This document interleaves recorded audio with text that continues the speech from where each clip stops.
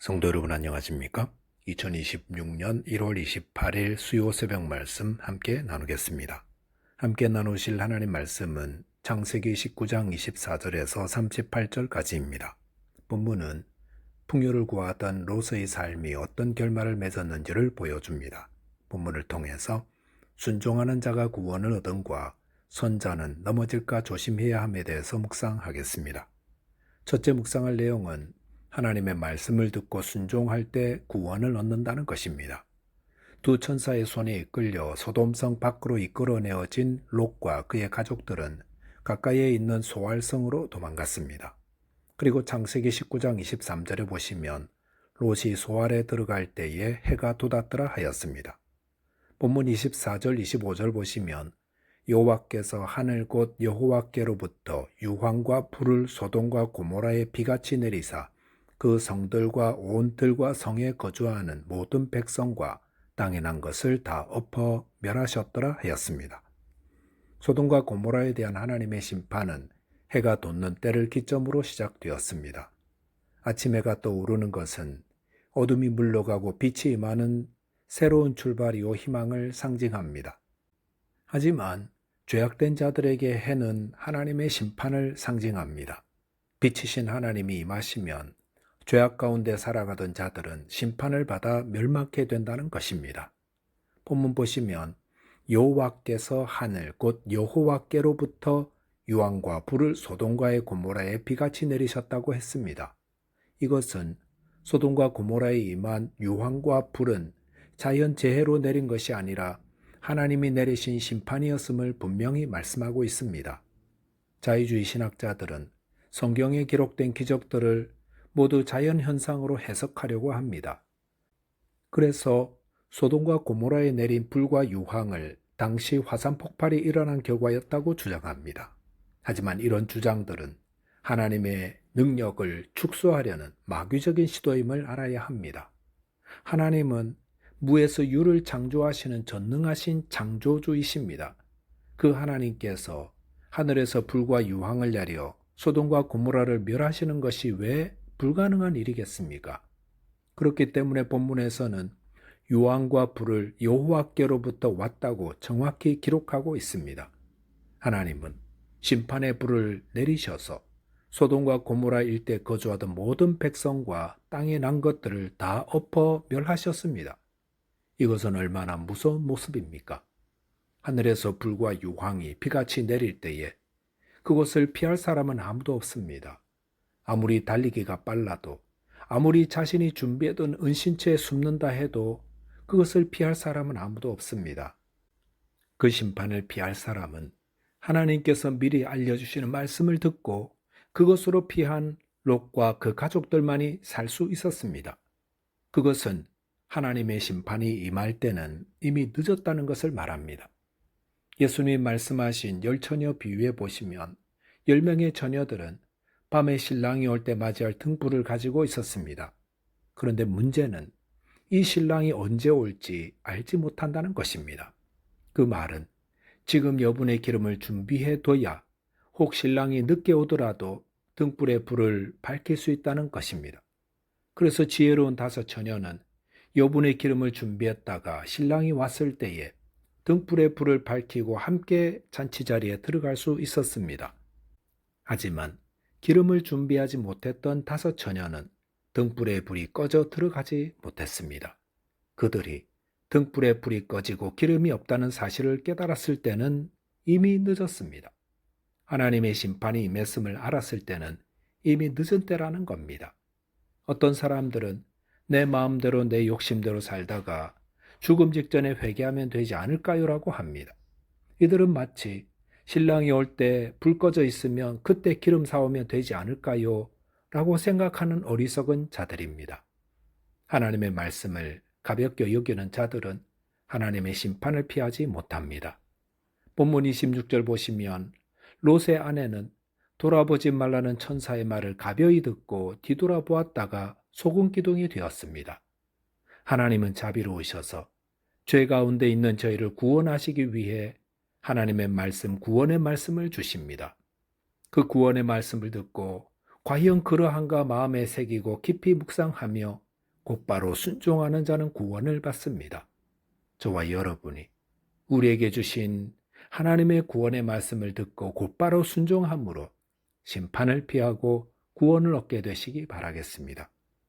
둘째로 묵상할 내용은 선자는 넘어질까 조심해야 한다는 것입니다. 본문 30절 보시면 롯이 소알에 거주하기를 두려워하여 두 딸과 함께 소알에서 나와 산에 올라가 거주하되 그 두 딸과 함께 굴에 거주하였다고 했습니다. 소알에 들어간 롯은 그곳에 거주하기를 두려워하였습니다. 아마도 롯이 보기에 소알도 죄악된 성임을 알고 하나님께서 그것도 심판하지 않으실까 염려했던 것 같습니다. 그런데 만약 롯이 하나님의 하신 말씀을 믿었더라면 소알에 거주하는 것을 두려워하지 않았을 것입니다. 왜냐하면 창세기 19장 27절에서 천사들은 롯이 소알에 도망하게 해달라는 요청을 듣고 그의 소원대로 소알을 멸하지 않겠다고 약속해 주었기 때문입니다. 하나님의 심판은 하나님의 뜻대로 이루어집니다. 하나님이 심판하지 않으신다 하신 곳에는 심판이 임하지 않습니다. 이 땅에 심판이 없는 안전한 곳이 어디 있겠습니까? 그것은 바로 하나님이 함께 계시는 곳입니다. 하나님이 함께 계시고 하나님이 지키시는 곳은 심판이 없고 가장 안전합니다. 다윗은 이 사실을 알았던 자였습니다. 그래서 시편 23편 1절 보시면 여호와는 나의 목자시니 내가 부족함이 없으리로다 라고 하였습니다. 다윗은 여호와 하나님을 나의 목자라고 불렀습니다. 그 말은 자신은 주님의 양이라는 겁니다. 양은 가장 약한 동물입니다. 양은 자신을 지킬 이빨도 빠른 다리도 좋은 시력도 없습니다. 거기다가 다리는 짧고 몸은 비대하며 넘어지면 스스로 일어나지 못해 곧 죽게 됩니다. 그런 양이 생존할 수 있는 가장 큰 능력은 목자입니다. 목자만 옆에 있으면 양은 부족함이 없습니다. 그리고 안전하게 살 수 있습니다. 마찬가지로 성도가 가장 안전하게 거할 수 있는 곳은 하나님이 함께 하시는 곳입니다. 시편 23편 4절에 보시면 다윗은 내가 사망의 음침한 골짜기로 다닐지라도 해를 두려워하지 않을 것은 주께서 나와 함께 하심이라. 주의 지팡이와 막대기가 나를 안위하시나이다 라고 했습니다. 다윗은 곳곳에 죽음의 위협이 도사리는 사망의 음침한 골짜기를 다녔지만 해받을 것을 두려워하지 않았습니다. 왜냐하면 주님께서 나와 함께 하심을 확신하고 있었기 때문입니다. 성도 여러분, 우리가 처한 어떤 상황도 하나님보다 크지 않습니다. 성도들이 하나님을 의지할 때에 담대하며 평안함을 누립니다. 본문 31절 이하에 보시면 롯은 두 딸과 함께 산에 거주하게 되었습니다. 그런데 그곳에서 그의 두 딸들은 후손을 얻기 위해 인본주의적인 생각으로 그의 부친과 근친 상간의 범죄를 범하게 됩니다. 그 결과 태어난 두 아들들은 후에 이스라엘에 큰 해를 끼치는 모압과 암몬의 조상이 되었습니다. 롯의 두 딸이 이처럼 부끄러운 일을 스스럼없이 행한 것은 죄로 가득한 소돔성에서 보고 듣고 성장한 영향 때문이라 할 수 있습니다. 또한 타락한 부모의 영향도 있습니다. 아버지 롯은 물질적 부유함을 최우선으로 삼는 자였습니다. 또한 롯은 소돔성 사람들이 행패를 부릴 때에 그의 두 딸을 사람들에게 놀잇감으로 내어주려고 할 정도로 비신앙적이었습니다. 롯의 아내 또한 뒤돌아보지 말라는 하나님의 말씀을 전혀 주의 깊게 생각하지 않는 자였습니다. 이런 모습이 롯의 두 딸들로 죄를 짓는데 지대한 영향을 미친 것은 분명한 사실입니다. 그러므로 부모된 자들은 하나님 앞에서 두렵고 떨림으로 살아야 합니다. 그리고 만약 이런 깨달음을 얻으셨다면 그때가 언제든 속히 회개하고 경건하고 바른 삶을 살기로 결단해야 합니다. 만약 롯이 산으로 피한 후 그동안의 잘못을 회개하고 경건한 삶을 살려고 했었더라면 그는 죄를 피하고 더 나은 삶을 살았을 것입니다. 하지만 그는 소알의 위기에 벗어났다는 안도감으로 방심하였고 딸들이 준비한 술을 마시되 정신을 차리지 못할 정도로 취하였다가 씻지 못할 근친상간의 범죄를 저지르고 말았습니다. 고린도전서 10장 11절 12절에서는 그들에게 일어난 이런 일은 본보기가 되고 또한 말세를 만난 우리를 깨우치기 위하여 기록되었느니라.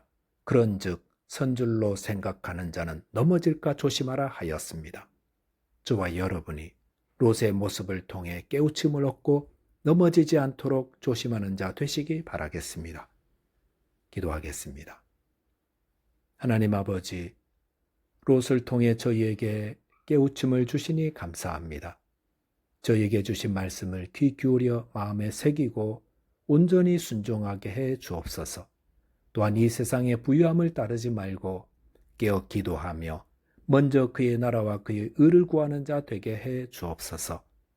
예수 그리스도의 이름으로 기도하옵나이다. 아멘. 오늘도 믿음으로 승리하는 하루 되시기 바라겠습니다. 감사합니다.